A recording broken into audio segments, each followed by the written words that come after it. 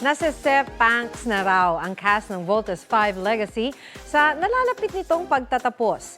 Kilig overload naman ang bagong teaser ng upcoming Kapuso action drama series na Maging Sino Ka Man. May report si Lars Santiago. Gigil ng manuntok si Carding na ginagampanan ni David Licauco sa isang eksena ng upcoming Kapuso action drama series na Maging Sino Ka Man. Feel ko yung adrenaline kanina eh. Parang first time kong ma-adrenaline sa eksena. Kasi first time ko nga maging action star. Wow. Pero ang kaeksena niya, babae pala.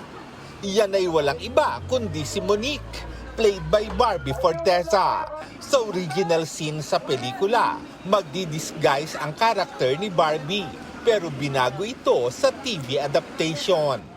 Aliw naman daw si Barbie, lalo't first time niyang mag-astang lalaki for a role. Ang saya ng experience, iba yung treatment din sa akin kasi nga yung character ko lalaki rin eh. So minsan pagka nakayuko ako, medyo hinahawi lang din nila ako.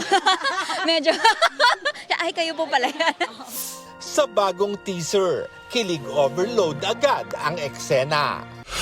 Sa nalalapit na pagtatapos ng Voltes 5 Legacy, nasesepangs na raw ang cast. Nung last taping namin, hindi ko napigilan yung luha ko talagang. After namin magyakapan, tumalikod ako sa kanila, iniyak ko lahat. Nafe-feel na namin na parang hindi pa kami makapaniwala na matatapos na tong 3-year chapter ng buhay naming lahat. But of course, we're also so excited kasi isa rin sa mga best parts ng series ito is yung finale namin.